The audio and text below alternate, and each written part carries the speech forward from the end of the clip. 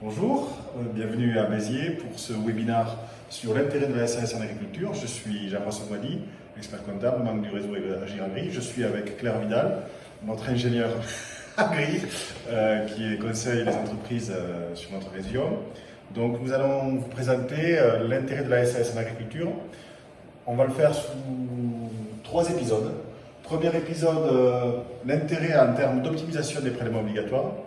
Deuxième épisode, l'intérêt dans le cadre des cumuls emploi-retraite pour l'exploitant agricole. Et enfin, dans le dernier épisode, le suspense est insoutenable, c'est les points de vigilance et les limites. Tiendra-t-on jusqu'au bout. Merci à vous. Donc, pour la suite, je vais passer la parole à Claire qui va lancer le débat. Mais Jean-François, pouvez-vous nous expliquer déjà qu'est-ce qu'une SAS? Bon, alors une SAS, c'est une société commerciale qui revêt une forme particulière puisque c'est une société par action simplifiée. Déjà, le terme d'action est important, alors que dans le monde agricole, on a l'habitude d'avoir des sociétés sous forme de part sociale. Là, on est sous forme d'action, ce qui a un intérêt en termes d'affectio societatis, si je peux me permettre d'employer le terme, c'est-à-dire qu'on est sous une forme de société de capitaux. Par ailleurs, cette société de capitaux est dirigée non pas par des gérants, comme on a l'habitude de le rencontrer dans le domaine agricole, mais par des dirigeants salariés. Il s'agit d'un président, c'est une obligation, mais il peut être accompagné dans ses fonctions de directeurs généraux, alors éventuels. Ces dirigeants ont le statut de salarié et ce qu'on verra tout à l'heure, c'est ce qui va nous permettre de pouvoir éventuellement optimiser voilà, le statut. Alors, auparavant, la SAS était toujours à l'impôt sur les sociétés. C'était de par sa forme de société de capitaux, comme on l'a évoqué tout à l'heure, le régime de droit à la création et l'impôt sur les sociétés. Cependant, désormais, on le verra tout à l'heure, on peut opter à la création de la société lorsque les conditions sont réunies pour le régime des sociétés de personnes. Impôt sur le revenu, BA. Du coup, dans quel cas vous la conseillez chez vos clients? Alors, on l'a évoqué tout à l'heure par le biais de la bande-annonce, si je puis dire. C'est 2 cas précis qui me font choisir la SAS. C'est l'optimisation des prélèvements sociaux dans le cadre sociaux et fiscaux, excusez-moi, dans le cadre de résultats relativement significatifs. Et d'autre part, et c'est un cas qu'on rencontre de plus en plus dans le monde agricole, la possibilité de cumul emploi-retraite, puisque malheureusement la pyramide des âges est ce qu'elle est, et les règles de cumul emploi-retraite sont aussi très strictes, on le verra tout à l'heure, en matière agricole. Donc ça peut être, par le statut salarié des dirigeants, une possibilité, si je puis me permettre de dire ça comme ça, de contourner la règle de non-cumul emploi-retraite, enfin activité-retraite, dans le cadre du monde agricole. Ok, donc on va débuter sur l'épisode 1 de notre série, avec effectivement les intérêts, donc l'optimisation des prélèvements obligatoires du dirigeant. Juste pour commencer, Jean-François, j'aimerais comprendre pourquoi on s'intéresse à la SAS aujourd'hui, alors que ce type de société existe depuis 1994. Pouvez-vous nous en dire davantage? Eh oui, car moi, Claire, j'ai connu le début de cette société, à la différence de vous, qui êtes jeune et insouciante. Donc oui, non, pour être plus sérieux, il y a eu plusieurs éléments qui ont mis en lumière l'intérêt de la SAS au niveau fiscal et social. Puisque c'est en fait une combinaison des deux qui nous a fait s'orienter sur la partie prélèvement obligatoire, d'aller vers la SAS. Premièrement, la mise en place au niveau de la MSA d'une assiette de cotisation sociale élargie à l'impôt sur les sociétés. Au préalable, et même à l'impôt sur le revenu, au préalable, la base de cotisation des dirigeants TNS, travailleurs non salariés, donc les gérants des structures d'exploitation agricole sociétaire, elle était limitée à leur quote-part de revenus BA ou à l'impôt sur les sociétés, à leur seule rémunération. Malheureusement, il y a eu une réforme qui date de 2013 qui nous a élargi ces bases de cotisation.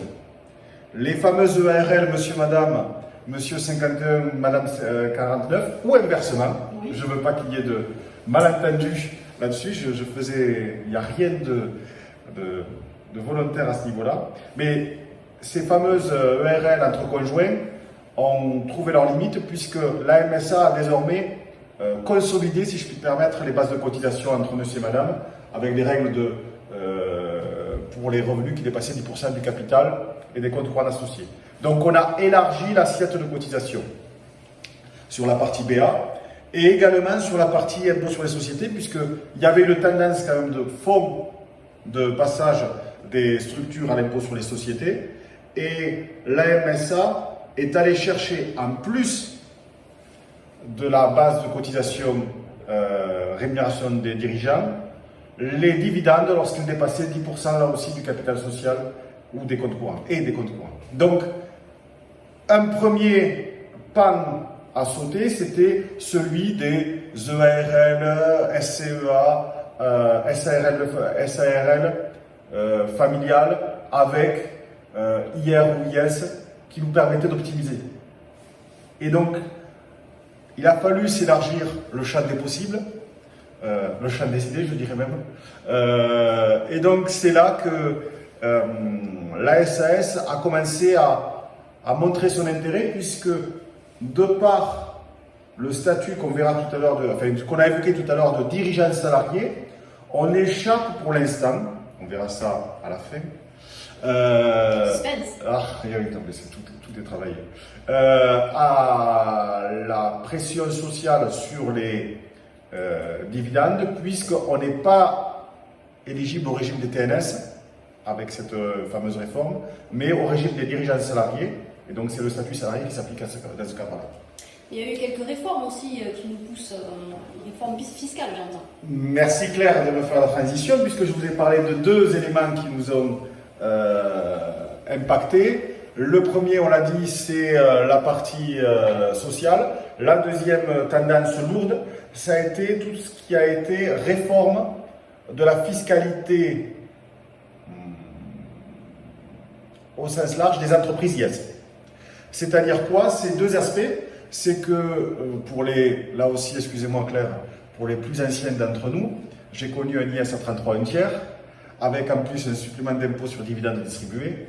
Je vous parle il y a quelques années, quelques décennies de ça, c'est le siècle dernier. Et désormais, on a une tendance qui nous pousse vers un IS à 25% en 2022, avec un taux réduit à 15% pour les 38 000 premiers euros dans le cadre des PME, c'est-à-dire la majorité de nos clients. Et assorti à ça, le prélèvement forfaitaire unique, alias la flat tax, qui nous a amené à avoir un prélèvement à la source de 30%, CSG et impôt sur le revenu, sur ces dividendes distribués, au lieu d'avoir une imposition au taux marginal, puisque je vous rappelle que les taux d'imposition, c'est 11 pour la première tranche, 30, 41, 45%. Et donc on voit que 30% CSG comprise, sachant que la CSG est à 17,2, ça nous fait que 12,8 d'imposition, et sans faire grimper le taux marginal du contribuable. Donc là aussi, c'est un second point qui nous a amené à s'orienter vers l'IS et la SAS par les réunions des deux considérations. Il y avait aussi, j'avais pu comprendre qu'on pouvait opter en fait à l'IR.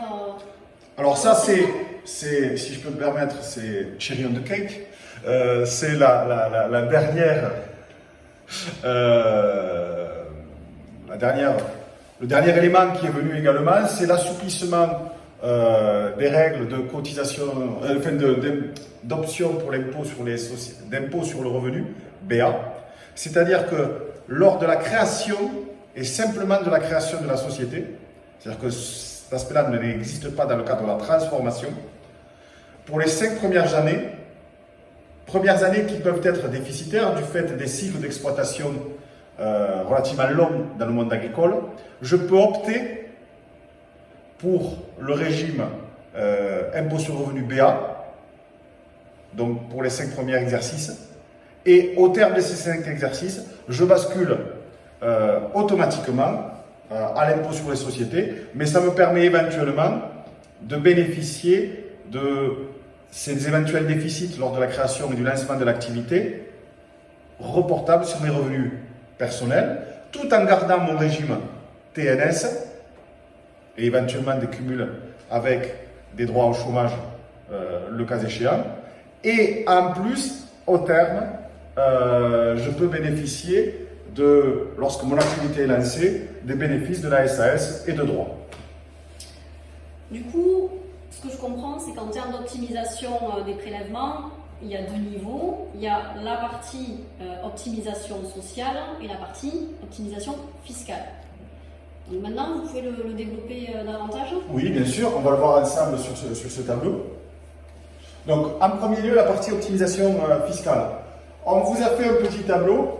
Vous savez qu'un webinaire d'expert comptable sans chiffres, ce n'est pas un véritable webinaire d'expert comptable. Avec des exemples chiffrés, on part d'un résultat brut fiscal 50, 100 000, 200 000, avec distribution 40, 70, 130, donc qui correspond à peu près à des cas que l'on peut rencontrer. Et on voit ici les gains cumulés entre l'ancien régime, que sur la partie fiscale, et le nouveau régime. Et on voit que c'est des gains qui sont annuels, qui vont se répéter chaque année, comme tous les gains annuels. Merci. C'est bien de préciser. Oui, voilà. Donc, ce qui veut dire que sur des revenus relativement significatifs, on est entre 9 000 quasiment et 20 000 euros de gains par an entre la situation 2022 et ce qu'on a connu précédemment entre la baisse de l'impôt sur les sociétés et l'instauration du prélèvement forfaitaire unique, sachant qu'on est parti sur un taux marginal d'imposition à 30%. Or, sur des revenus tels qu'on les a indiqués dans la dernière tranche, on va plus se rapprocher des 40 ou des 41 ou des 45, et donc ça amplifie encore le gain à ce niveau-là. Et sur la partie sociale, en termes On va le d'optimisation, voir. Voilà, c'est ce qu'on a évoqué tout à l'heure ensemble. Donc, à l'IR, la base de résultat en BA, dans une ARL, une SCEA, une entreprise individuelle, ce sera le résultat fiscal de l'entreprise. Qu'il ait été appréhendé ou pas par le dirigeant, ça importe peu, c'est cette base-là qui va être la base de la cotisation sociale. Or, en matière agricole, on le disait tout à l'heure,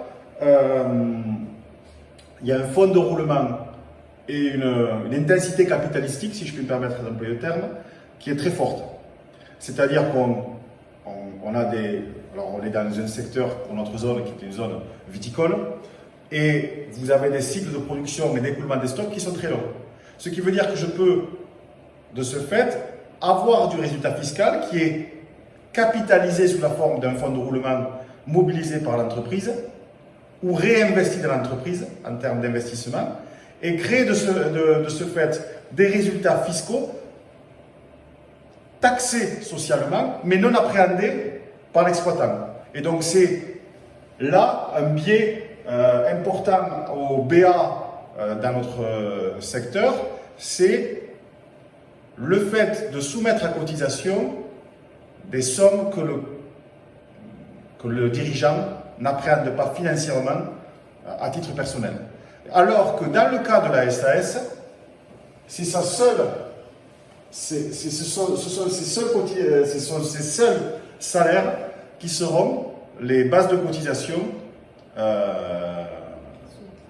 sur sa partie sociale. Donc, dans un cas, je subis la base de cotisation. Dans le second cas, je choisis la base de cotisation. Et on verra là aussi dans la troisième partie comment il est important de bien choisir. Ça, c'est pour vous faire rester jusqu'à la fin. Deuxième partie, ce qu'on disait tout à l'heure, c'est que dans le cadre du dirigeant TNS, travailleur non salarié, dirigeant SARL, SCEA, EARL, IS, mes dividendes, dans la situation actuelle, peuvent être intégrés dans la base de cotisation. Ce ne sera pas le cas dans le cadre de la SAS à l'IS. Je vous rappelle que les bases de cotisation sociale, on est sur quelque chose qui est aux alentours de 40% de taux de prélèvement obligatoire, alors qu'on a vu tout à l'heure que la flat tax, c'est 30% CSG plus impôts compris.